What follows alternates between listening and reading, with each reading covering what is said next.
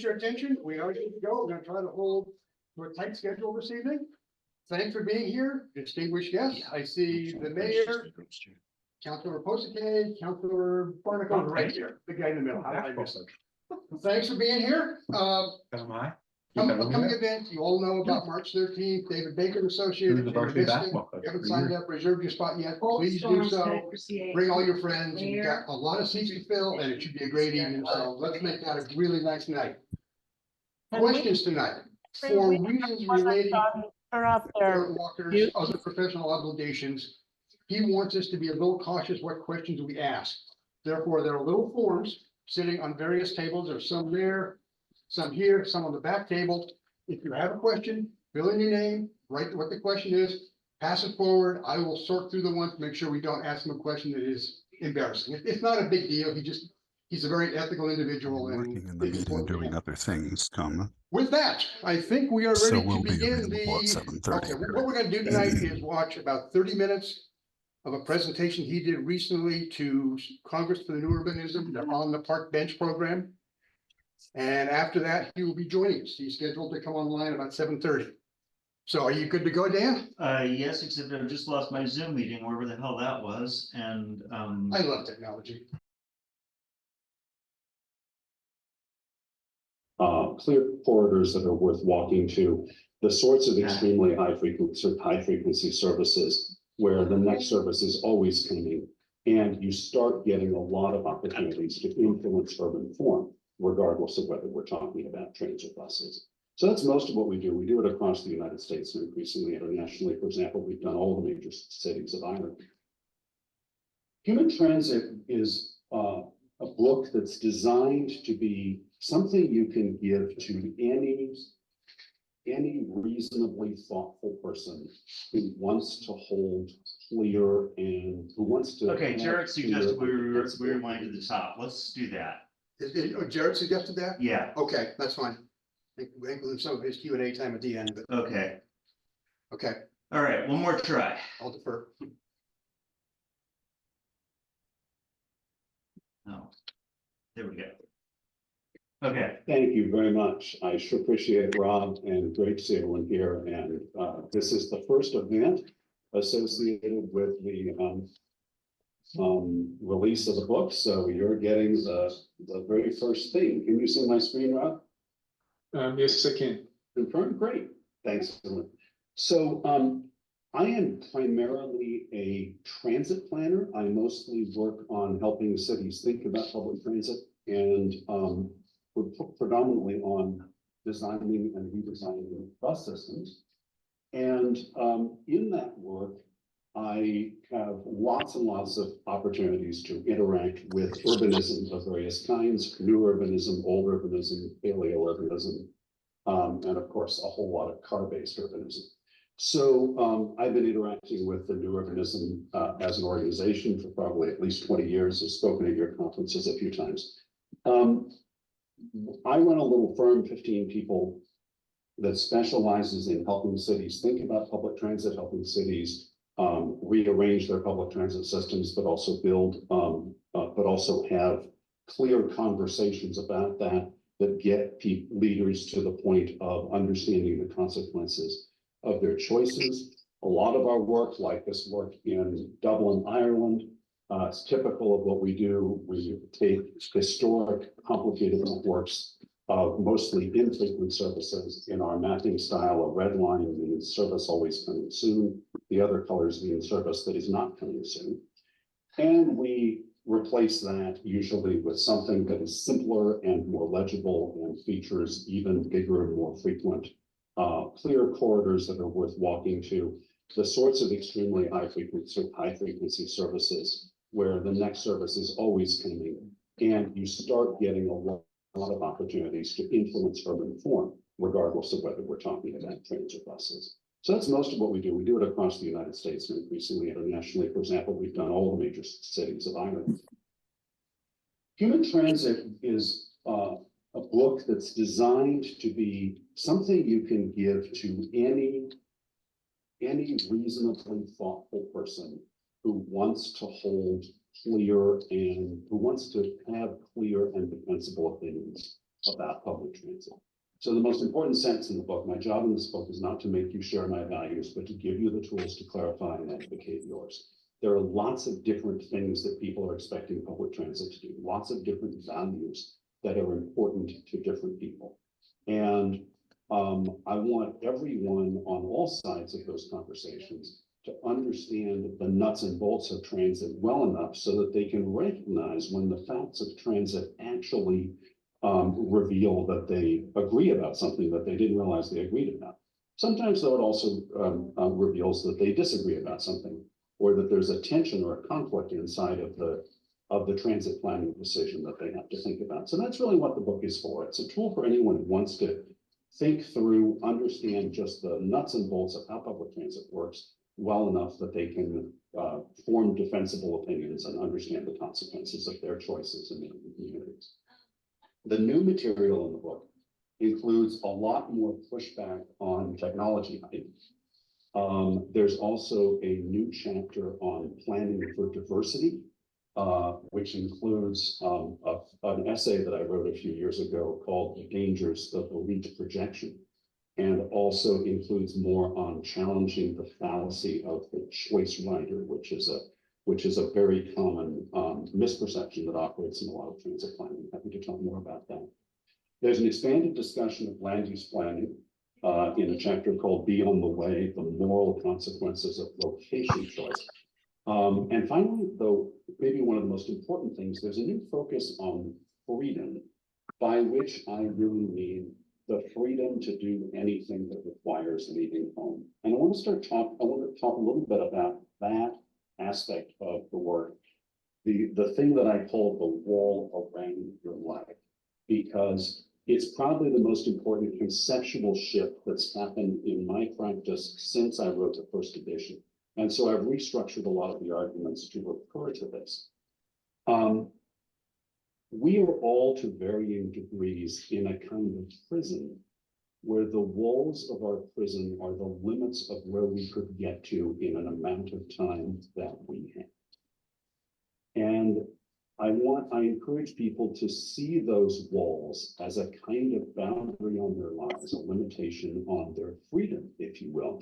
Because what is freedom but the presence of choices in our lives? So I'm talking about your freedom to do anything that requires leaving home, fundamentally. So the basic approach is this. Here's a person. She's in a city full of possible destinations, places she could work, places she could shop, social opportunities she could have, places she could study, and so on. And the transit system as it is will take her to a certain area in an amount of time that she's likely to have every day. And her access to opportunity is simply the number of the destinations that the city offers that are in that area. Of course, we can and do quantify access to jobs, access to education, access to all kinds of things. But we're ultimately trying to get at that fundamental sense of how available is the city to a person who lives here. Yeah.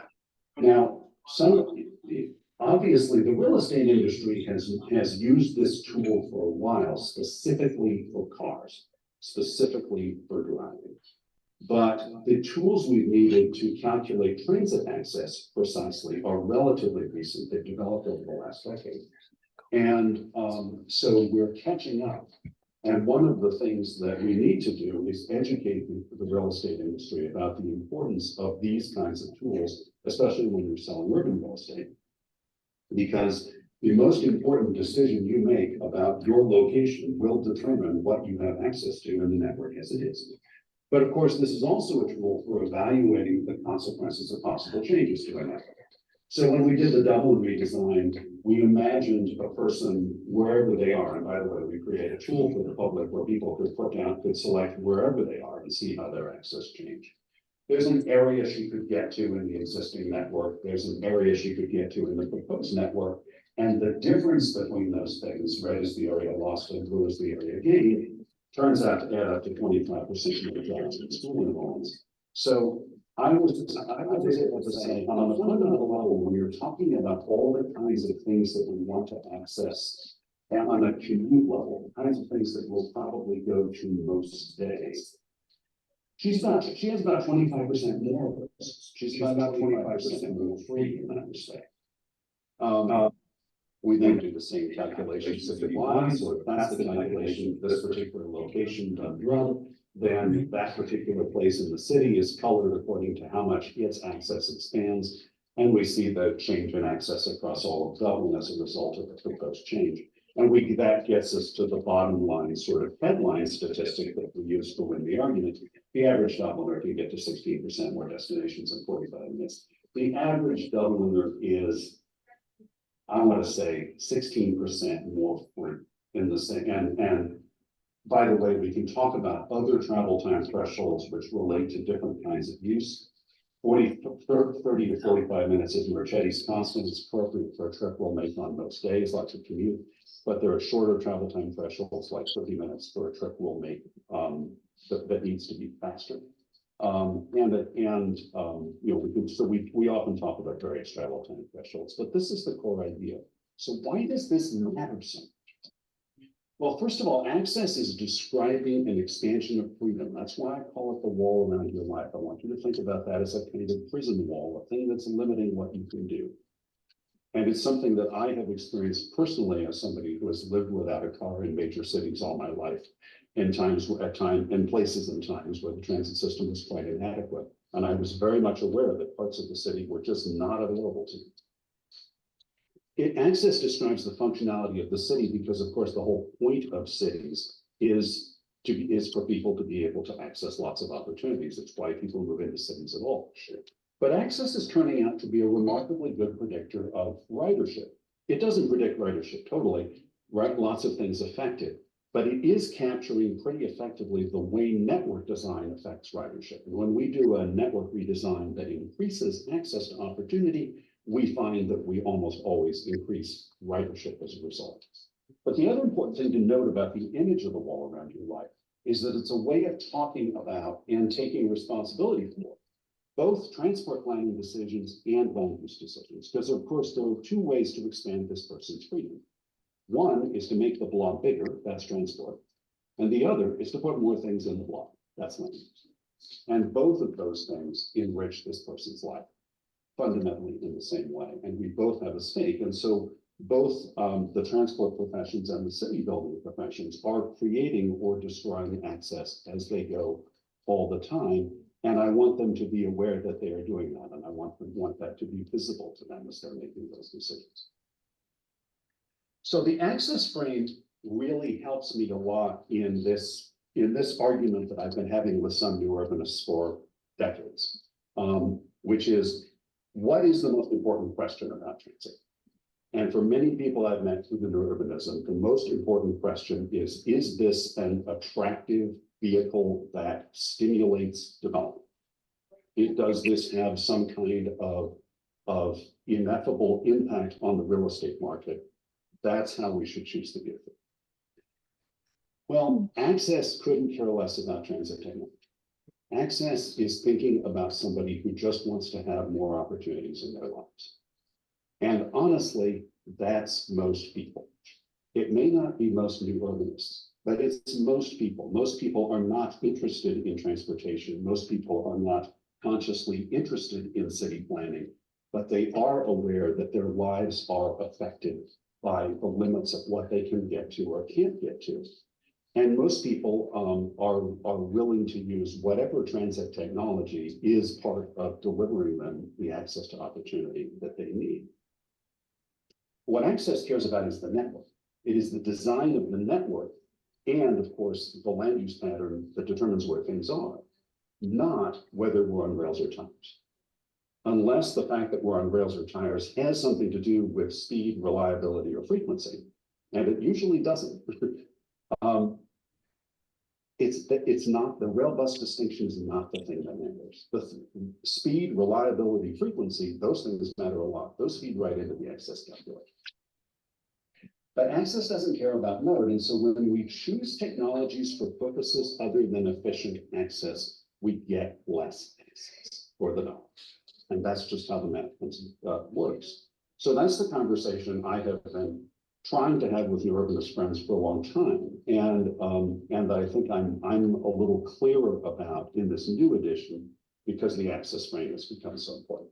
So what if Todd followed transit access? What if our notion of transit-oriented development was not development next to a rail station, but rather development in places that have good transit, regardless of mode? Then we'd see a lot more of this, like what we're seeing in Portland, where I live, where, for example, this stretch of Southeast Division Street, like many of our inner city arterials now, are gradually flipping to a three or 4/1 structure, residential over retail. And this is happening along a frequent bus line. It's a nice bus, but frankly, it doesn't matter that the bus is green. It doesn't matter that the bus is nice. What matters is that the bus is very frequent and as reliable as it can be, given that on this historic street, we obviously don't have room for an exclusive link. That's what matters. And we're seeing plenty of bus-oriented development. In fact, I believe there's been lots of bus-oriented development going on for a long time. It's just that for some folks like to have you maintain a circular definition of Todd, where if it isn't oriented around something that they recognize as a premium service, they choose not to call it Todd, regardless of the fact that transit is in fact fundamental to the operations of neighborhoods like this, even though it's just a frequent bus going down the street. You know, we get, and I think in many ways, the thing that really pulls this out is this idea now of trackless trams, which has gotten going among people who are absolutely convinced that the bus is anathema, that anything that is a bus is irrelevant to development and irrelevant to urbanism. And then because rail is fantastically expensive, they start trying to come up with ways to do rail more cheaply without making it a bus. And they end up creating what I would call an articulated bus. I would just call this a bus. I would call this a guided bus. But no, there's a set of developers who know this has to be called a trackless tram. It's not a bus. That it is not a bus is the whole point, even though it's a bus. A bus is just a public transit vehicle operating on pavements instead of rail. That's all it is. And all of our other associations, that any other cultural association you're carrying around buses, are just going to get in the way of seeing the full potential of what we can do. The fact being, the unavoidable fact being, what we have in our cities is mostly pavement rather than rails, which means that the most cost-effective way to get lots of good transit out there is going to be to run transit on pavement rather than rails. And that's going to mean something that I am perfectly happy to call a bus, but if calling it a trackless tram helps you feel better, we can agree to disagree. Finally, I want to say a couple words about access and urban form. There's a very important chapter in the book, it's now chapter 15, called Beyond the Way, the moral consequences of location choice. And I call it that because I'm not just talking to architects and urbanists, I'm talking to everyone who makes location choices, including people who decide, for example, where to locate government offices. But one of the things we do in our basic education work that happens in almost every study we do is we try to help people see that their transit service and their transit access is unavoidably related to the geometry of their neighborhood. And I really pound the point that I'm talking about geometry, because when I'm talking to people in a community and I'm trying to explain why this neighborhood is going to get better transit than that neighborhood, it really helps to be able to say, this isn't about who you are. This isn't about your cultural identity. This isn't about any of that. This is about the geometry of how your neighborhood is laid out and how that, and where it is in the city and how that affects what transit can do. So we use these little simple diagrams to explain why certain features of the geometry of a neighborhood are just going to make transit more effective for reasons that don't have to do with anybody's culture or identity. Density, for example, measures the number of the amount of demand for travel in a fixed area around every stop. And so if I have a little bus going down the street, this little bus route costs, these two bus routes cost the same to operate. They both have two buses on them, but the upper one just has twice as many people around every stop. So before anything else, before we even think about people's individual propensity to ride, I have to focus people on the fact that there are just more of them. There are just more people around every stop, and that is going to make an obvious difference in ridership. Walkability. We talk a lot about how you need to be able to walk to the stop, and if a neighborhood is designed to make it hard for people to walk to stops, that makes it a logical place for transit to focus. So this is your classic drawing. The dot in the center is a bus stop or a transit stop of any kind. The black circle is a 1/4 mile radius, and the other black lines are the parts of the street network where you can actually walk to the stop in a 1/4 mile. And you see how a continuous connected grid gets most of the circle into a 1/4 mile walk, while a typical suburban lollipop pattern can wall off large parts of the area. So this is exactly as though this area were less dense. And this, by the way, is why parcel level density never matters to us. What matters to us is the aggregate average density across everything that's happening within walking distance of a stop.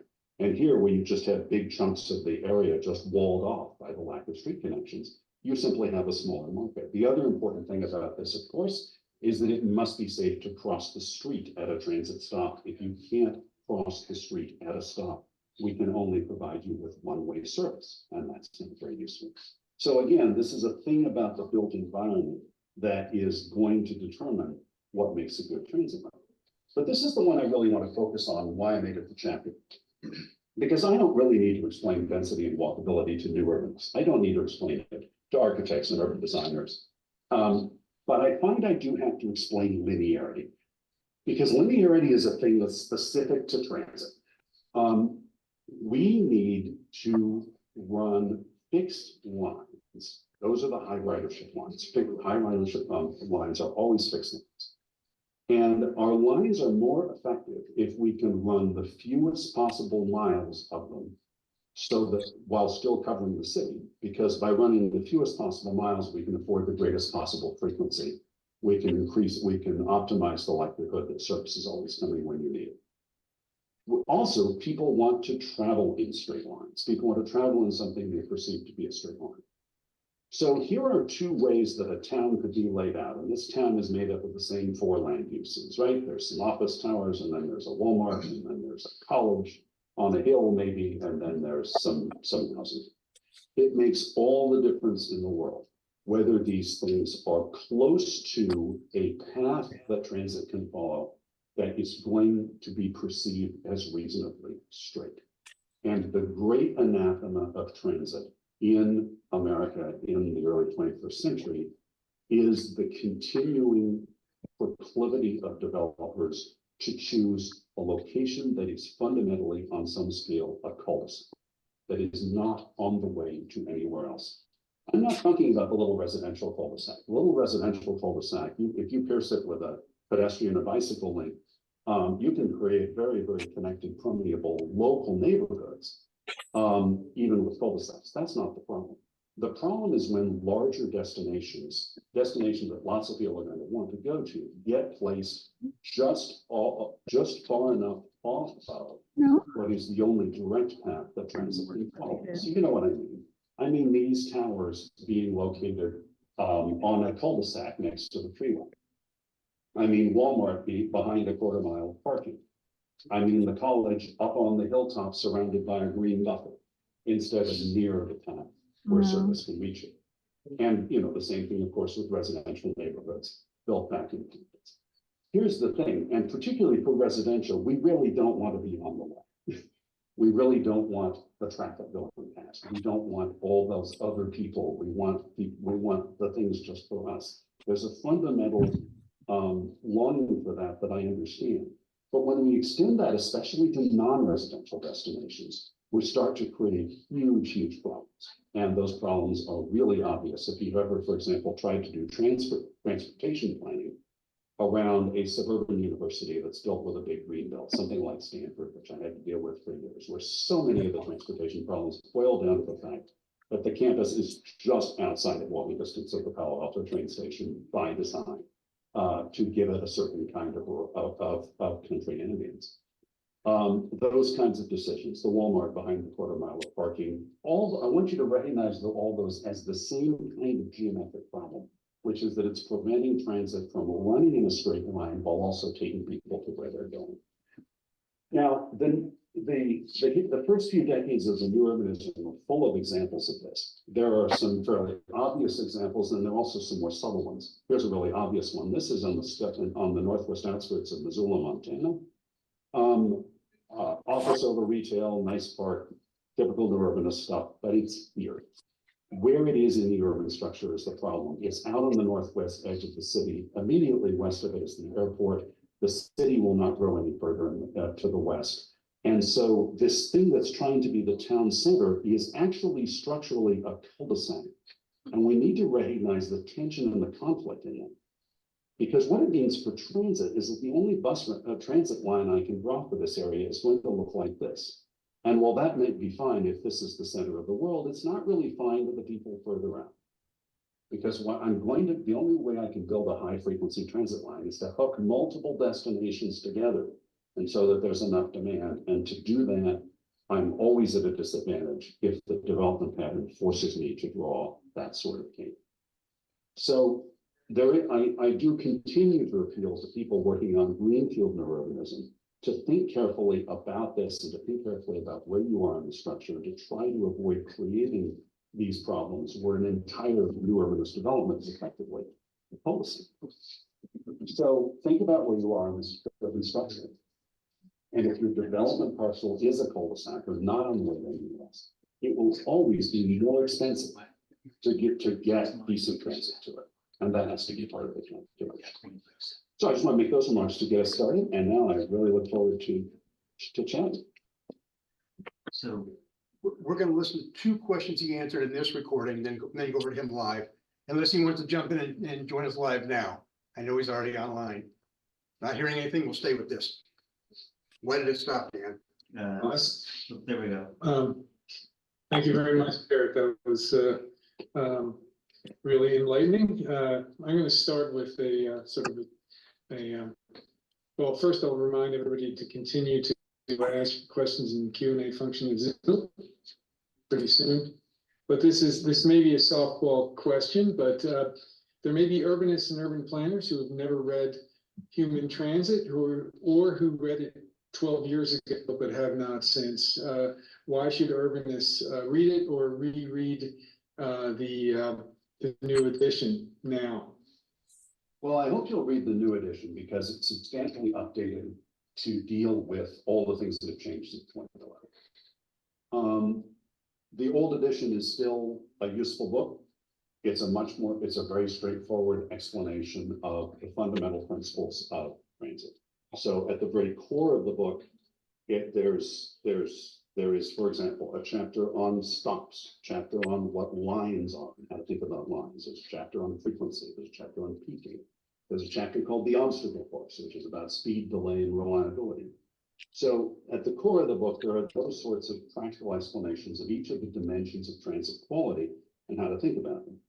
But what's been added and expanded in the book are several things. First of all, there's a much more thorough rebuttal of the technology hype around coming from well-funded folks who think they are going to transform or disrupt public transit in some way. There is a very robust insistence on the permanence of the fixed transit line as one of the best ideas in the history of transportation, and for purely geometric reasons, will always be a great idea. There's a discussion about diversity, and I'm much more explicit about taking on the social perspectives that people project onto transit, and particularly challenging the way that relatively fortunate people often talk about transit. So there's a confrontation in the book with the idea of the choice rider. The choice rider is this imaginary figure that we are often told to plan for. This is someone who has a car in their driveway and who, if we provide a service of a certain quality, will use transit instead of using a car. This is a largely illusory figure, but this figure does resemble many of the powerful people who like to refer to choice riders, and it's a kind of pseudo-scientific way of ultimately talking about what you as what a relatively elite person would like to have for themselves. It's an example of a boldly projection. So I take that on. We really need to demolish the choice rider and recognize that we are succeeding. Transit succeeds when it appeals to a huge diversity of people, what I like to call the middle 90%. And that elites who are thinking about their personal tastes are often going to make bad calls about what is right for the middle 90%, in terms of like the level of luxury or whatever we should appeal to, particularly when we start measurably sacrificing access for those things. So there's that whole discussion. And then finally, there's this much expanded and much, I think, much more urgent, a discussion that I've made much more urgent about location choice. Not just about the choices that developers make, but more fundamentally, the choices that everybody makes when they decide whether to locate their home, their business. And I am particularly critical, and this is something that really we need to get some more attention to. I'm particularly critical of where government offices are being located in the United States. Offices that particularly people living on lower incomes are going to need to get to. It's something I'm encountering constantly as I do developments, as I do transit plans in suburban areas. And I'm constantly being told, well, you know, the new Amazon fulfillment center is out here in the wilderness, and way out there in the wilderness is the new elections office. And way out here, far away from anything in a business park, is the Social Security office right over there. And the decisions about where to locate these things are producing a geography of tyranny toward low-income people, because it's a geography that forces people to own cars or forces public transit to do wildly expensive things that amount to just confiscating large amounts of the transit budget because of these location choices. The company that saves money on real estate by locating in an inaccessible place is transferring that cost to its employees now, or to the people who have to visit it.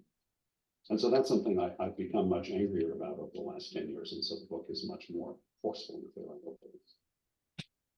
So Dave, that's the first stopping point that you want. Do you want to skip ahead, or do you want to just go straight to talk? Unless Jared countermands me, go ahead and jump ahead to 4205 and run that question, and then we'll get Jared on board. Okay.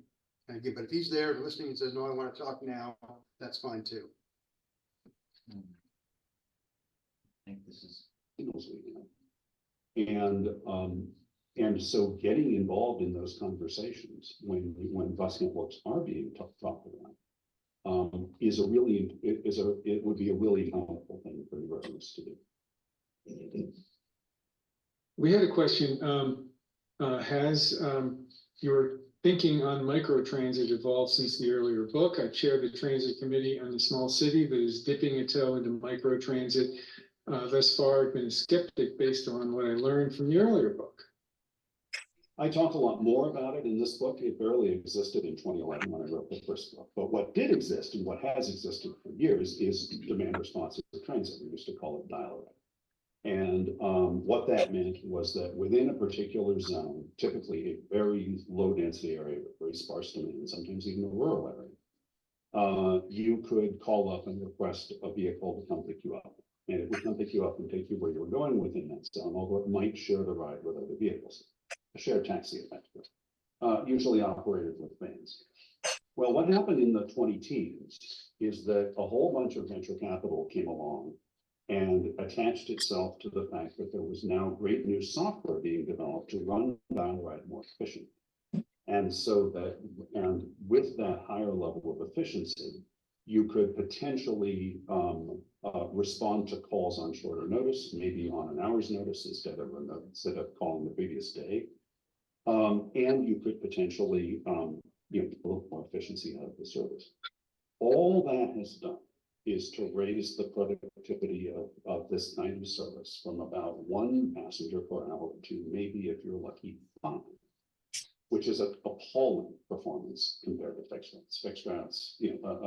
Fixed routes are 20, 30, 40, in big cities, 70, 80 passenger boardings per hour for bus and rail service. Now you have to remember that in public transit, operating cost is dominated by the cost of labor.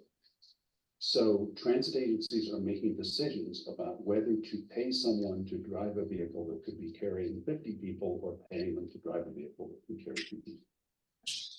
And there's no getting around the difficulty of that. So so let me be very clear. Microtransit has a role when and where the transit agency has decided already that it needs to provide service for a non-ridership reason. Microtransit has a role where ridership is not the goal, where lifeline access to an area is the goal. And that's how we use it in our plans, and we use it a lot in the plans that we do. I'm not against it. But so I don't have any problem with microtransit. I do have a problem with microtransit marketing. Because the way microtransit has been marketed is that it is a thing your transit agency should do in order to seem cool, in order to seem innovative. And that's, of course, a terrible reason to do anything. And it's particularly bad in this case because microtransit is so spectacularly inefficient that it carries so few people at such a cost that it's something that will fall over if it succeeds. This is the problem. Ridership is the death of microtransit. If ridership gets too high, you can't serve enough people for every hour of driver time. The service either becomes much too expensive to operate and starts to consume the transit agency's budget, or else it has to be turned back into efficient. Everybody, every actual microtransit plan that I know, and I collaborate with several of them, understands this math perfectly well. The problem isn't with the plans. The problem is with the high-level marketing that has been done, which has been very effective at appealing to a kind of suburban elected official who does not want to hear that there's anything wrong with the design of their community, and who wants to hear that transit can somehow do something for their community, which has already been built in a way that makes fixed everything very difficult. And the answer to them is yes, it can at very high cost. And it may be that that's the right thing to do for a non-ridership reason, but don't deceive yourself. This is not transformative. It is certainly not transformative if your goal is to get lots of people onto public transit. Microtransit is just too inefficient to do. Okay, now can you, But I stuck, so let's maximize that and we're seeing Abigail's phone right now. yeah, well, I think Jarrett needs to talk. Jarrett, are you there? I'm here. Hello. There we go. Hey, Good to be here.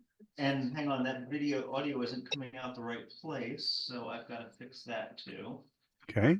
Technology is fun. So much fun. Here we go. Now speak again, please. Hi, Hi. it's me. Yes, excellent. Now, okay, is that working for you? Good. Excellent. Oh, except we're We back just to lost him again. Abigail Smith's phone again. Dan, and- if you can make me the co-host, I know how to mute people. Well, the host has the power to mute anyone, and that can. That'd be amazing, and because I made the mistake of using the same computer to host, and I'm at my wit's end. So you are the Okay. co-host now, I believe. Okay, looks like everyone's muted. All of the phones are muted now, so we should be okay. Awesome.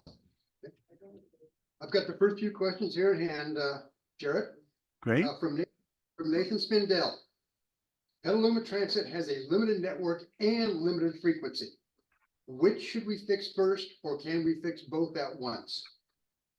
Well, that's called the ridership coverage trade-off is what that's called. Should you extend the network to more places, or should you focus first on making the network more useful in the places you're already serving? And that's a basic question about what your goal is. You're probably already serving the highest ridership parts of the city, unless a forest of towers has been built out on the edge of the city somewhere that you don't go to. You're probably already doing that. So the key thing, and I'll put the link in the chat for those of you who are following it, The key thing you have to think about here is then what's the goal of the service? And if the goal of the service is ridership, the way you will maximize ridership is to increase the quality and usefulness of service in the places that are most developed, where there are the most people around every stop. And those, in most cases, are the places you already serve. So, so that's the short answer. While there are always people out on the edges who would like to have more routes, who would like to have routes closer to them, you're already running down the main streets of the city. And the main reason you're not carrying more people is that you're not running frequently enough or running over a long enough span so that it becomes the logical choice for people to use. If ridership is the goal, you concentrate on building up frequencies. Councilmember Barnacle, is there a minimum density for which we should strive to support frequent transit? Oh, this is such a chicken and egg question. I don't want to give you a minimum density, except just to say that more is better, and even more will be even better. And the important thing is how the density is configured around your frequent transit corridors. So you have to start by deciding, as a matter of city policy, which are the corridors that are going to have frequent transit, which are the corridors where transit is going to be concentrated. Obviously, the rail stations, that's an easy call.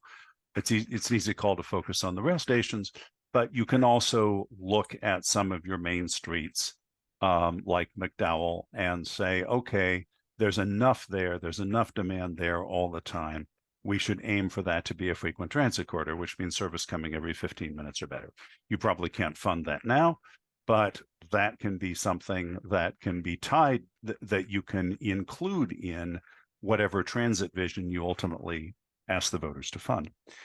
And then, having selected those corridors, concentrate density there. Don't just spread it around everywhere. Now, I understand in the context of the housing emergency, there's a certain amount of value in saying, well, let's just reduce the pressure of zoning and make it possible to build density anywhere. And that's happening in some cities. It does have the effect, though, of encouraging apartments to be built in awkward, out of the way places that transit will never be able to get to with very good service, because, as I described in the segment you just listened to, because they're not linear. So I think it's really a matter of picking those major corridors where transit is going, where you'll always have your best transit, your highest frequencies, because they're already reasonably dense and linear, and then continuing to concentrate there.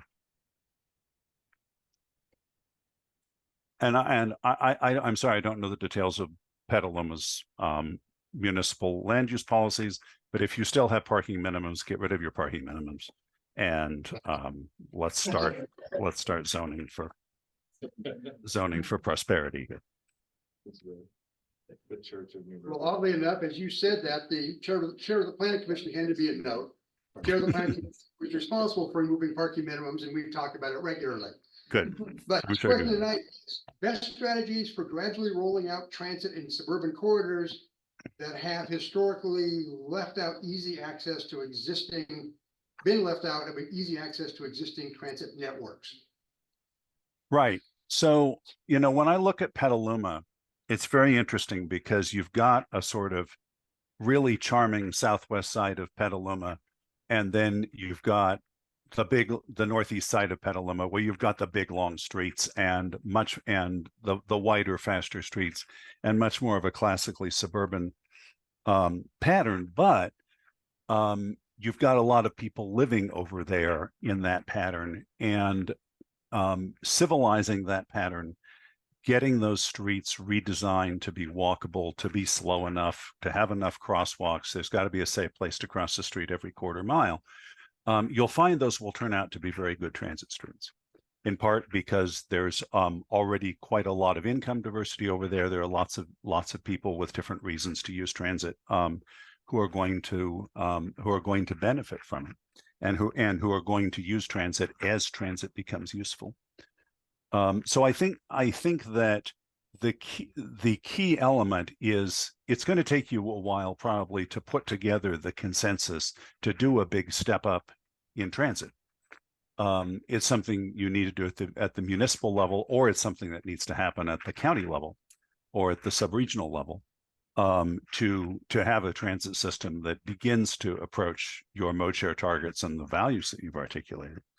Don't wait for that transit to appear. Build it in your plans first, build it into your land use planning, build it into how you manage your streets, so that you are gradually creating the kinds of streets where transit will succeed. And that means density, that means walkability, it means all those things. Okay. Matthew Ridgway, who tells me he's worked with you in the past at Nelson Nygaard. Oh, yes. Hi, Matthew. His question, if autonomous vehicles, including transit vehicles, ever emerge, how will that change fixed route transit? So there are two different use cases here. Rail services comparable to BART, where, and the key thing is not whether you're on rails or tires. The key thing is there is absolutely nothing to get in your way other than your other vehicles of your own system. They're fully separated systems.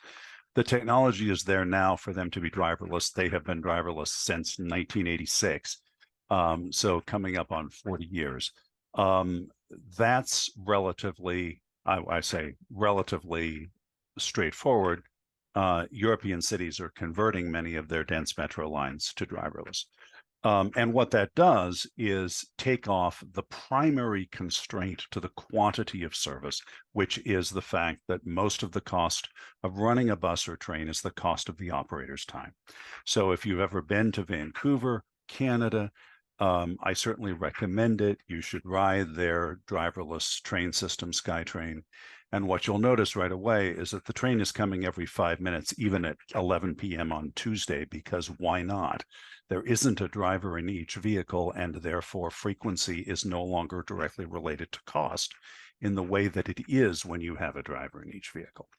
So the math of that is really compelling. I am not going to wade into speculating about when driverless technology will be ready for transit vehicles operating in mixed traffic. There's obviously a whole lot of social and cultural adjustments to be made along the way. But it's certainly theoretically possible that if the technology ever got to that point, it could allow for a real expansion in the abundance of transit, because right now the cost of labor is the limiting factor. But of course, the technology will have to be much more reliable in many more situations and become much cheaper than it is now. Okay, we're down to my questions, for which I apologize. Today, the mode split for transit in Petaluma is about 0.6%. Yeah. Per our climate action plan, draft plan, we require 40% mode split for transit to ever reach carbon neutrality. Mm-hmm. What do we do today? I mean, we know that's going to take a lot of steps. Councilmember Postgate was here and I had this conversation last week. It's going to be incremental changes in a lot of social mores, et cetera. But what can Petaluma Transit do today to put us at least on the path toward that ultimate goal? I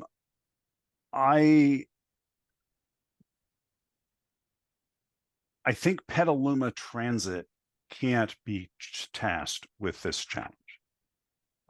Petaluma Transit's job is to run your transit system and to manage your transit system and improve your transit system. But transit agencies, transit operators are not the right people usually to be leading the advocacy for expanding the transit system. That has to come more broadly from the community.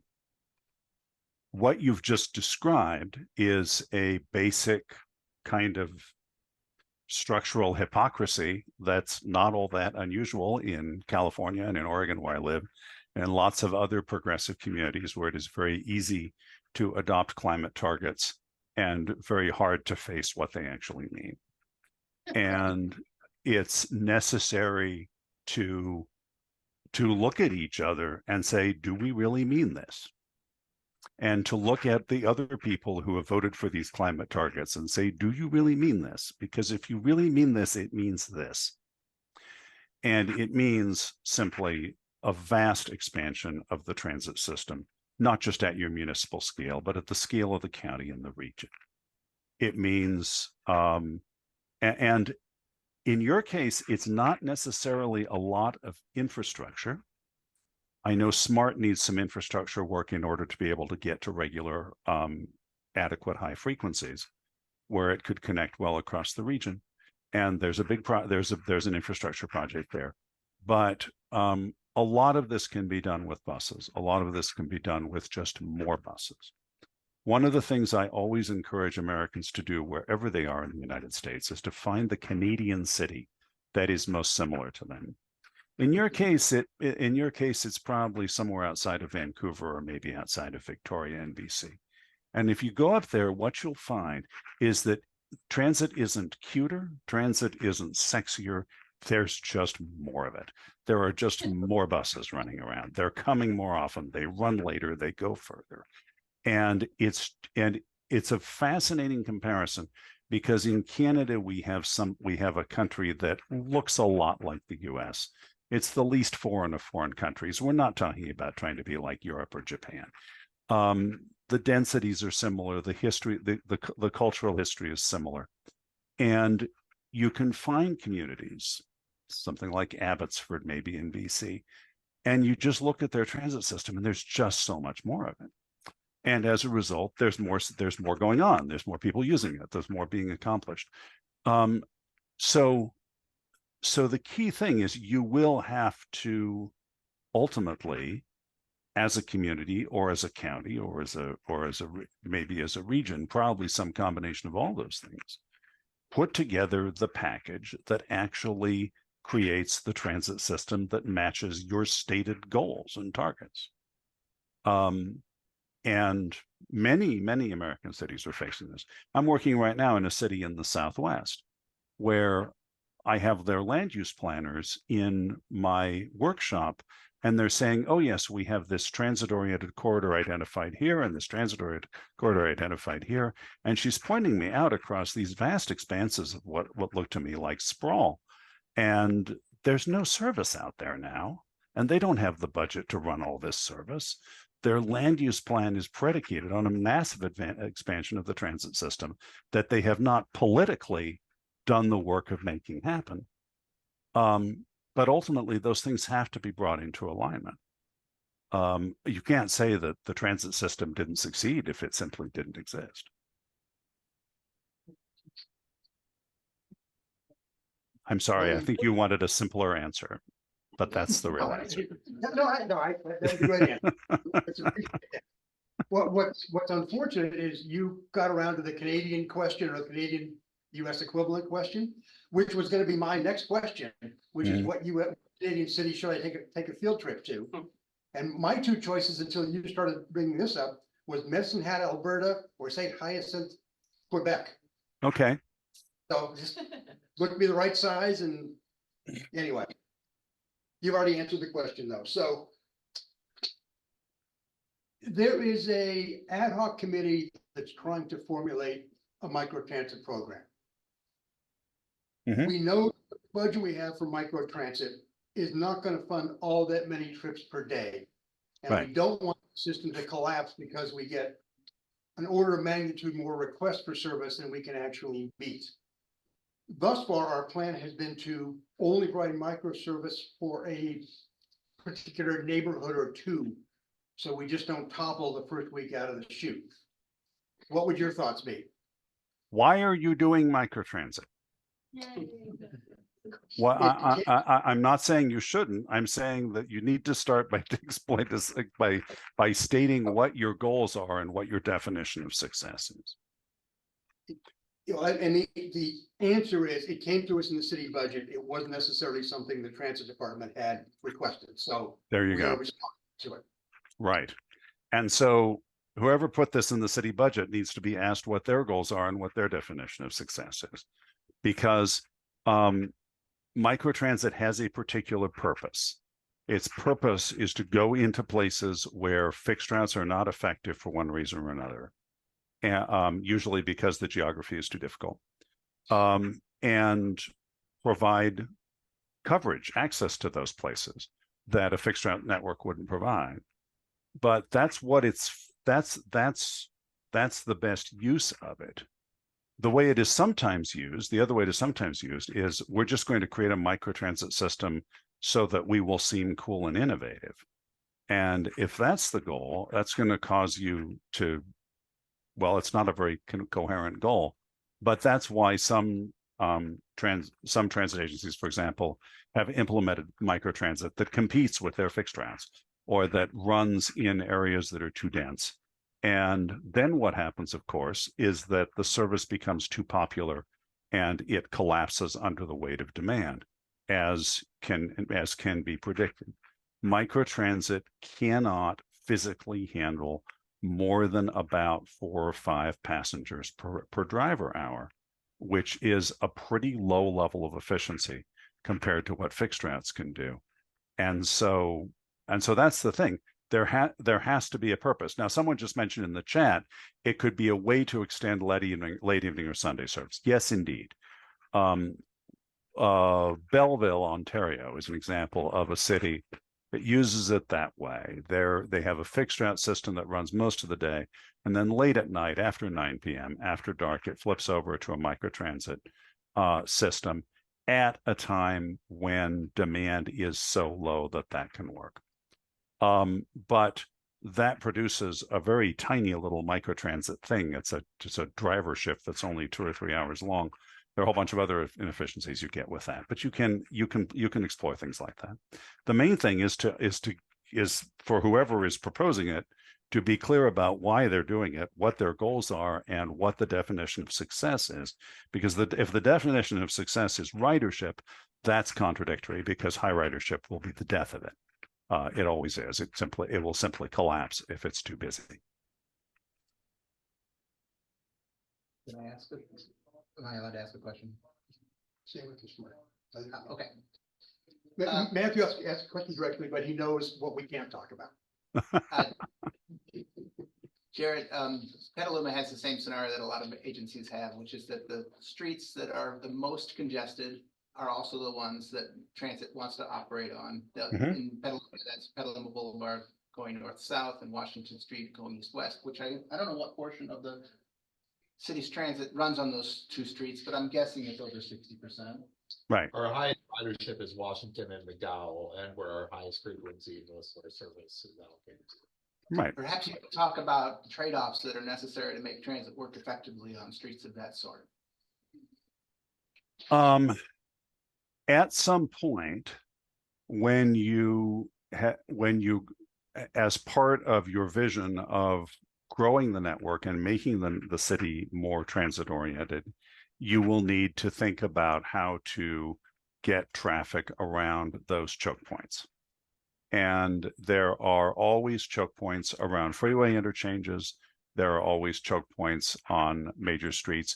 I tend, when I'm dealing with a community of Petaluma scale, to be concerned not so much about mile after mile of continuous congestion. The problem is usually choke points. The problem is usually backups from the freeway interchanges and so on. So I'm sort of looking around your city right now on Google, and my eye immediately goes to streets like Caulfield Lane. Oh, excellent. A street crossing the freeway without an interchange. That will be a reliable way to get a bus across the freeway. But Washington Street, what can you do? In the long run, you'll have to hard decisions will have to be made about bus priority through that sort of interchange. Or possibly the development of some additional road crossings somewhere else that make it possible for transit to get across. But right now, it looks to me like you've got an urban structure that just focuses absolutely everything onto the interchange of 101 in Washington, which is right next to the McDowell intersection. And that is just a recipe for massive traffic congestion at that point. And I see in your urban structure that you don't have any alternative streets that transit can use to make that connection. At some point, you will be talking about bus lanes on Washington Street. You'll be talking about that at a point when you're putting a 15-minute headway through it, when you're putting enough service through it that you can take advantage of it. But you know, you may very well get to that point. It's a very difficult situation. Yeah. Yeah, actually, bus lanes came up for the first time in a transit committee meeting last week, so, yeah. Right. Great. Everyone else seems shy. There's no other questions coming forward, so even though we got to you later than we'd hoped, we are apparently finishing early. Okay. Anything? Well, anything else? I'd like for Jared to at least read the question I wrote about SMART, even if you don't answer it. I want to be sure that you get the context for how we got to this uncomfortable place. David, I'm sorry, it's a question that, because Jared has other professional obligations. he can't Did answer. you hear what I said? I said I'm not expecting an answer. I am reading the question, and Right. I am reading the question, David. Right. And I think you have I think you have a long-term journey there in figuring out what you actually want SMART to be. And because I certainly I have looked at the schedules. I have looked at the way the bus schedules interact with the train schedules. And, you know, there's clearly something there that in the context of the vision you choose to develop for your community, and that you choose to develop at the level of the county or the region, there's something that, you know, the whole notion of what SMART is for and how it's supposed to interact with the rest of the network is certainly absolutely a thing that will have to be. I just wanted you to be aware that from the very beginning, it was understood as transportation land use. Mm-hmm. But the land use got dropped. Well, and what I will say about that is, and it's what I said in the presentation that you saw, is that we really need to talk about orienting land use around transit access, orienting land use around places where transit is highly useful, and to be a little less worried about whether that's on rails or tires. The notion that you will necessarily generate enormous demand to live around a rail station, regardless of how often the train runs or where it goes, that made a lot of sense to a lot of architects and urbanists 20 years ago, and influenced a lot of decision making. And I think it clearly doesn't make sense now. We don't have the giant one-way commute peak that we had before the pandemic, and we probably will never have that at the same intensity again. So we need to be thinking about transit access, which is why I talked about it in the presentation. We need to be thinking of not just about, is there a nice transit amenity here, as though it were some other amenity but where can you actually get to on transit in a reasonable amount of time? We need to create places where that is good, even if that's done mostly with buses. And then, having done that, you're ready to, and then those become the places for transitory development. And of course, the development can come first to a degree, but that's the picture. I mostly just wanted you to know that we had transit-oriented development central in our thought process when we created SMART. It just didn't turn out that way. Yep. And that's true of a lot of projects. If you ever come up to Portland, if you, at least in the next few years, while it's still running, I can introduce you to a suburban train that's having some very similar, has a very similar. I know it well. So anything else I can help you all with today? Actually, one other question came in as we were having that conversation.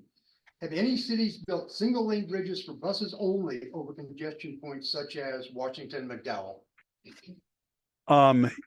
The best example I can think of is, and this is an excellent junket if anyone's looking for an excuse for a junket, Brisbane, Australia is the world leader in creating, Brisbane has a very squiggly river. And they have created a series of bus-only bridges such that buses can drive in much straighter lines than cars can. Because the river is very squiggly, but the buses go straight. And it's been a it's at a much larger scale than what you're talking about. But yes, the idea of a bus-only bridge or bus-only link of some kind is an important tool. I want to emphasize too, bus-only links can also be just important tools in suburban planning when you are dealing with a neighborhood where you want the service where you really need continuous bus service, but the neighbors are all anxious about through traffic. That's the tool you want there is a bus-activated gate that lets buses through, but not traffic through. And but yeah, absolutely, there are examples of that and examples of all kinds of clever things. They certainly are, significant and expensive infrastructure projects. And with that, we do seem to be done. I can't tell you how much I appreciate you making this effort with this, and I apologize for the. That's what I heard you say, Bun. Hang on. Cool. And Jarrett, sorry, when I gave you the hosting privileges, I don't have the ability to mute here apparently anymore. Okay. All right. Well, anyway, so thanks very much. It was a pleasure. Have a good night.